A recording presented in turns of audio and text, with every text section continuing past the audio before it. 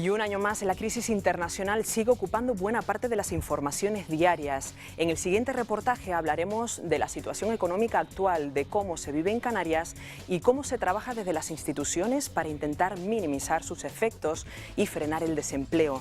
Veremos qué opinan los ciudadanos, los sindicatos y la patronal y analizaremos algunos de los sectores más castigados, si hay motivos o no para ser optimistas en las islas. Lo veremos enseguida. La crisis, el paro y la economía en general preocupan desde hace un tiempo a los ciudadanos y ocupan casi a diario informativos y periódicos. Hoy va a ser imposible otra vez esquivar los números de la actualidad. Hablaremos, Yara de León, muy buenas noches, de economía. La deuda en los primeros 6 meses fue del 0,8% del Producto Interior Bruto.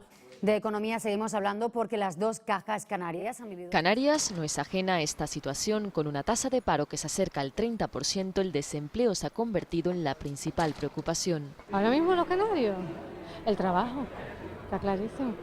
La pérdida de empleo. El paro, la falta de trabajo, fundamentalmente.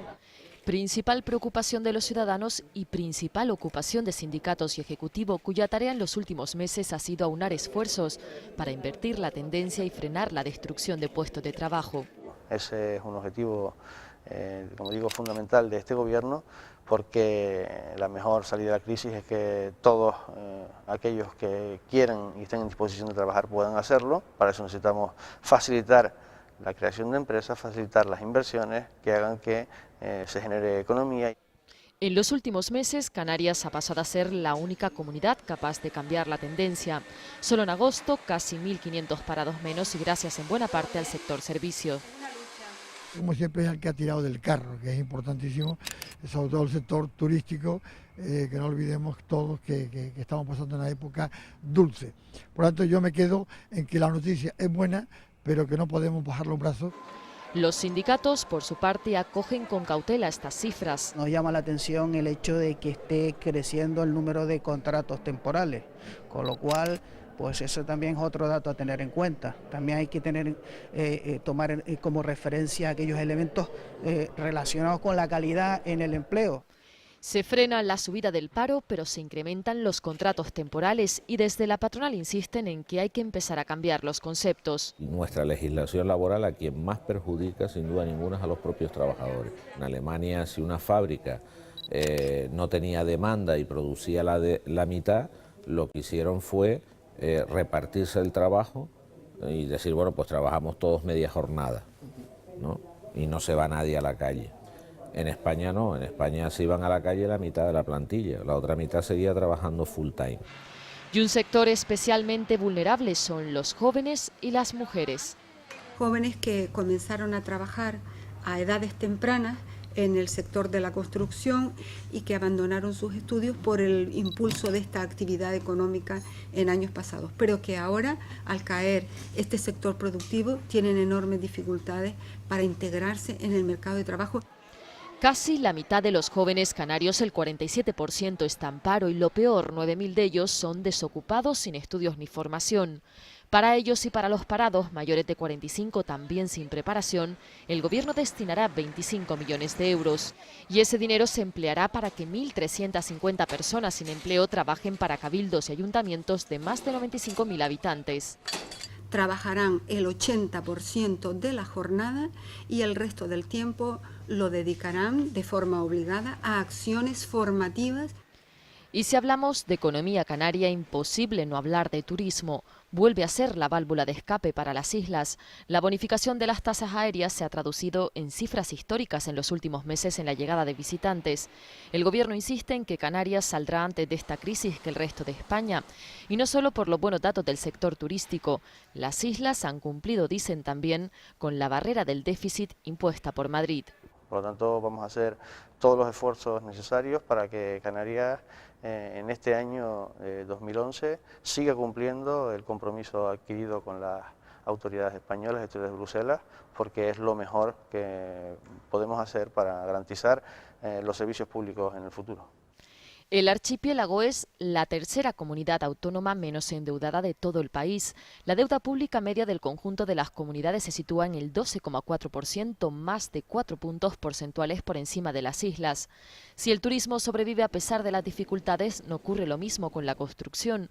Según los datos que maneja el sector, en los últimos 4 años se han perdido 50.000 empleos y se han quedado en el camino más de 5.400 empresas.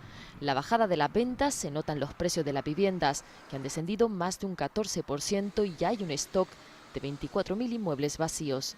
El 2011 no será nuestro año. Lejos de lo que en principio se puede estar oyendo, el 2011 será para el sector de la construcción, promoción inmobiliaria y afines el año de la gran resaca. Para impulsar de nuevo este sector que acaparó durante mucho tiempo buena parte de la mano de obra hoy en paro, el Gobierno asegura también tener un plan. Medidas como la rebaja o la deducción en el IRPF de un 10% de las cantidades destinadas a la rehabilitación de la vivienda habitual o a las viviendas que puede tener uno en propiedad, van encaminadas a activar un sector que ha sufrido enormes estragos en esta crisis, como el sector de la construcción. Con este panorama, ser emprendedor se ha convertido en casi una necesidad. ¿Y por qué ahora ser autónomo? ¿O por qué ser empresario? Pues porque probablemente las alternativas para trabajar por cuenta ajena son muy bajas. Teresa es, desde hace 3 meses, empresaria autónoma. A sus 32 años decidió arriesgar y convertirse en trabajadora independiente. Estuve 2 años parada.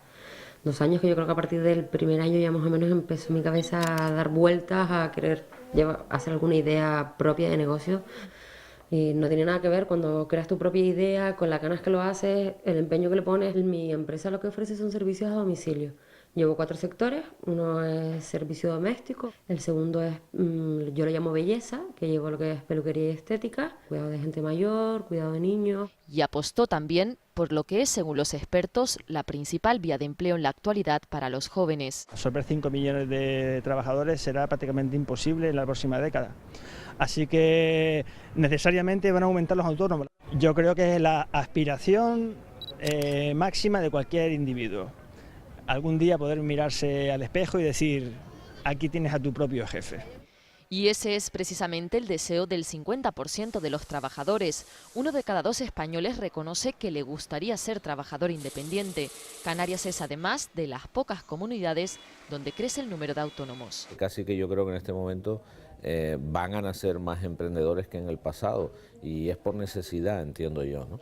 Y si en algo coinciden políticos, expertos, empresarios y sindicatos es en defender una herramienta básica para Canarias para salir de esta crisis, el REF, nuestro régimen económico fiscal, que lleva implícito un modelo económico diferencial al resto de toda la Unión Europea y al resto de todo el territorio español, que si somos capaces de mirar a la historia también, como fue el Tratado de Tordesillas o la Ley de Puerto Franco, podría crear un horizonte en nuestro régimen económico y fiscal de sostenibilidad productiva, de crecimiento económico y de crecimiento del empleo.